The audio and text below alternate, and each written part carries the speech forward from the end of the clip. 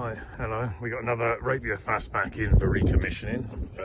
It's actually spent a bit of its time in Spain, next to a horse field, or a field with horses in it rather, and apparently they've been gnawing at it. A little bit of a dent on there, but the body is actually very sound. It was last run about 5 years ago.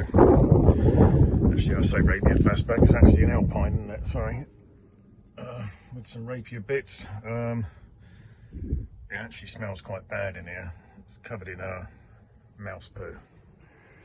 So, you can see pretty dusty in here. Cobwebs. Battery looks tired. Yeah, Alpine single carb egghead. So we'll do the usual, check the points, we'll put some fresh fuel, probably just do what I do normally, connect up a little gravity feed to the carb and see if it runs. Normally they're pretty easy, these ones, and it's run 5 years ago, so I'm pretty sure this will probably start straight up. Alright, you probably can't see that in there. It's yeah, there again.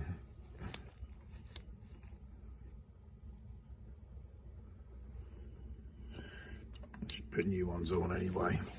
Right, and new plugs. Right, we'll deal with that. See you in a second. We see someone's used leads from well, something else. Obviously a couple of them are way too long, and just to shorten them they've tied them in loops. Got oil, quite black, but it's in there. Like I said, the chap said it was running 5 years ago, so I don't see a problem to start it and run it on that oil. Now, it's just a quick tip for people who haven't done it themselves. I find sometimes if you just turn the engine over so that cam's on the shoulder, and you can see the points are about a postcard thickness or so apart, then when you put the new ones in, put them in about the same. Right, you can see the old ones, dirty and pitted. There's the new ones. I tend to just rub the face of that with a bit of fine paper, like 1000 grit or something, you know. Sometimes they have like a little film on top. Right, the plugs look pretty normal as I expected. Don't know why that one looks a bit wet. Water on the floor just from turning the engine over there. You can see that in there. It's like the water pump's leaking, so put in your water pump. Right, put the points in. Just put the gap about right. I tend to reuse the old rotor arms. The original ones are normally the best. Anyway, this should work. New leads cap, so I'll put these in there, connect feed up. Right, I time it. You see down the plug hole, you can see that inlet valve open. I'm turning the engine over. See, right, it's just closed.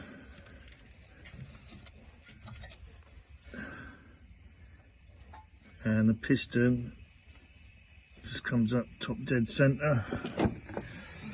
And you can see the rotor arm is pointing there to 1. That's your number 1 lead. And you can see the timing marks on the pulley there. Again, this is just a bit to get it pretty much there, and you know that it will run. If not, you can snack on the distributor and turn the base a bit. Right, ignition on. Oh, yeah, lovely. Just like to give them a little flick. Make sure we got electricity going to there before I put all the stuff on. So, oh, I did spin it over before, but anyway, yeah, as I say, try not to leave sparks out in our closed garages, usual. Right, I'll put some fuel in. I'll put an empty container on the exit, just in case there is anything in the tank. It's in neutral, so...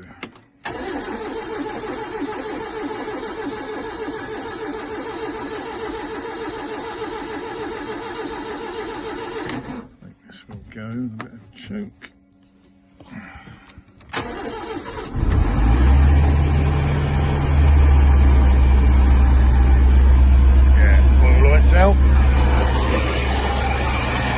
rough water pump.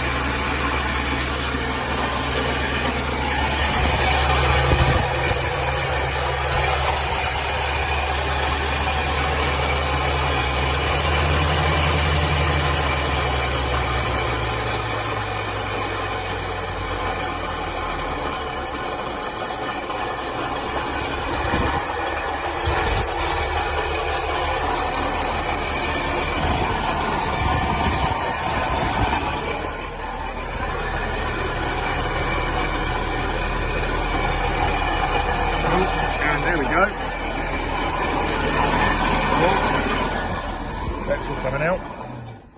I thought that was water, but it's not. That it's old petrol. My fault. Should have kept an eye on that.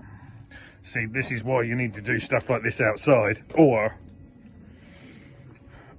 get some brains, eh? Still, I would like to say that wouldn't have happened if I wasn't trying to film it at the same time. But still, we shall never know.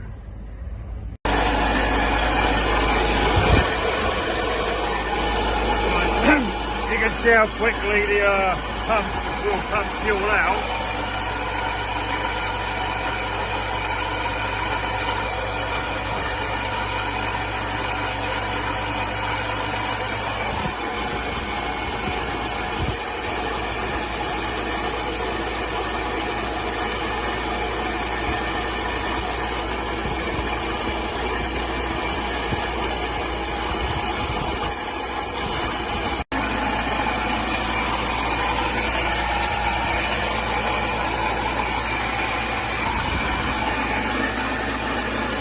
Very noisy water pump.